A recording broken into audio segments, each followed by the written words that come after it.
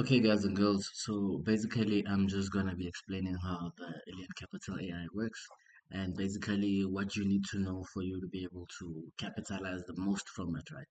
So basically, what I need you to understand is, let me just remove this for a second. Basically, what I need you to understand is basically it analyzes on your behalf, right? And then it gives you signals based on the analysis that it has done, right? I'm sure most of you can see this thing right here, SysD, which stands for change in state of delivery. Basically means if the trend was heading upwards, let me just make like an arrow.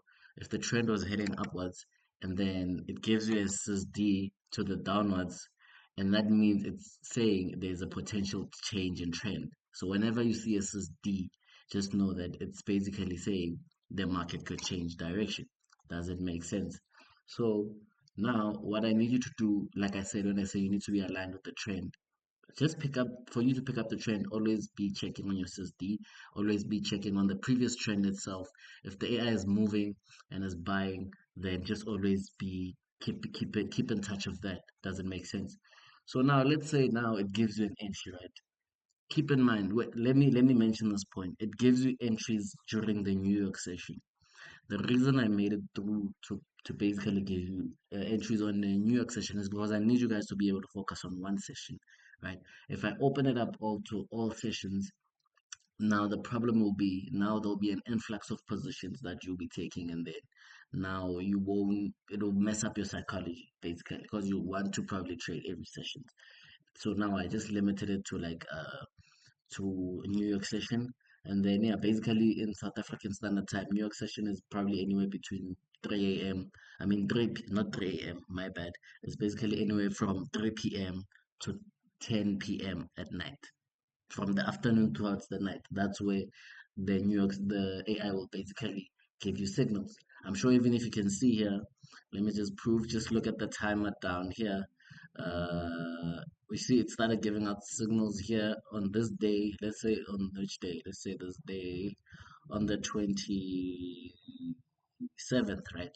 It was quite the whole day, and then it started giving out signals where on the New York session, which was in between 3 p.m. and 10 p.m. Did it give out another signal at 10 p.m.? No. It doesn't have to give out signals literally, every session, like multiple signals. You can go on a lower time frame, you'll find signals there.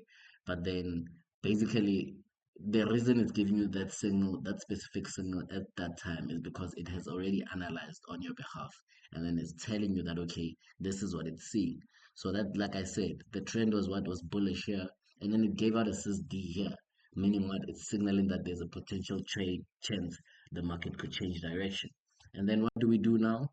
We look for sales. That's it. So when you place an entry, like I usually like to tell my people, only fund your trading account with an amount you're willing to lose. You understand? Only fund the trading account with an amount you're willing to lose.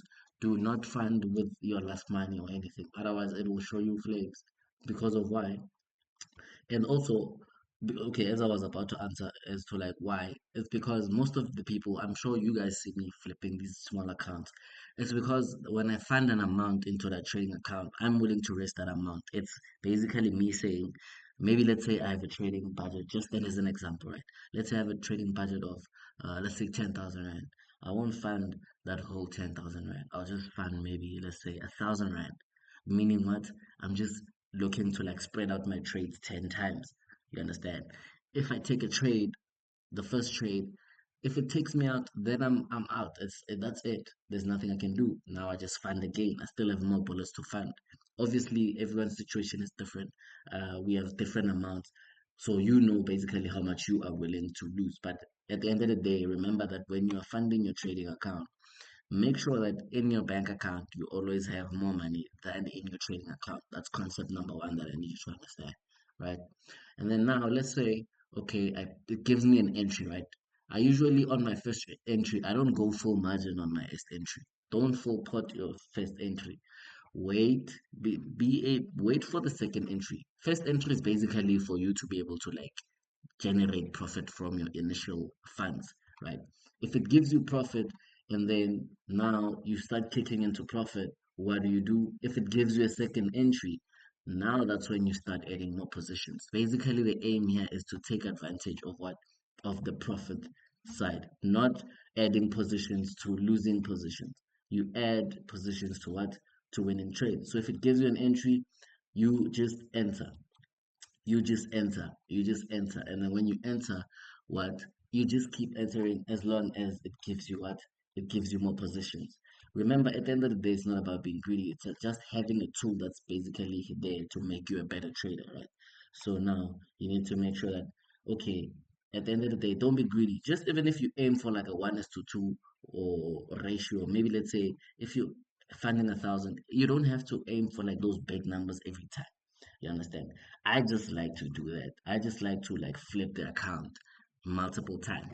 That's why I usually like to like find small amounts and then flip them to big amounts as just for fun. Not because I need to, but just for fun. You understand? So it's just to basically also show you that it's possible also at the same time, you know.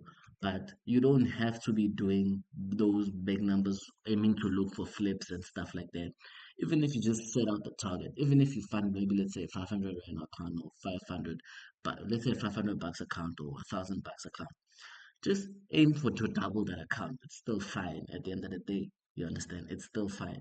As long as what you're risking what you are willing to lose, and at the same time, when you're making profit, have targets. You understand? Have targets. The moment you see that you've built up enough capital to basically be able to play around with the account, that's when now I need you to be able to what? To now you can start messing around with trying to flip accounts. But in the meantime, focus on what? Even just that daily target or maybe that weekly target. I mean, maybe making 1,000 bucks a day is enough. For 5 days, that's an easy 5,000 bucks. You just chilled. You understand? You don't have to make flipping accounts every consistently every day. I just do that because I like to do that. You understand? But then it's not a must for you to do that. But then at the same time, it's just a skill that once you have already cooked up enough funds, you know that okay, once you enter trades, you're no longer gonna worry about the funds that you are funding. So even when the AI is basically giving you a signal, you're not gonna be under pressure. You're basically gonna be in sync with the what with the AI by what? By making sure that every entry it gives you, you're basically just flowing with it. And then once it gives you a SSD, remember, it's basically just signaling what? There's a potential change in trend, which means you could expect any buys, but we don't know. We'll just see how it basically works.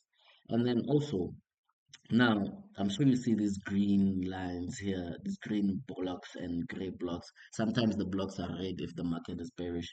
Those are just your fair value gaps. That's it. Simple as that. Fair value gaps is basically potential entry points in the market, right? And then now, coming back to this, how I want to teach you how to set your stop loss and your take profit using this system, right? So I need you to check. Let's say, for example, it gives me a buy here, right? For me to be able to check which buys are valid and which buys are not valid, there is this thing called demand and supply, right? So where you see these blue lines right here, these blue lines right here. So basically in the middle, assume there's a line there in the middle, right? Assume it's a line like this.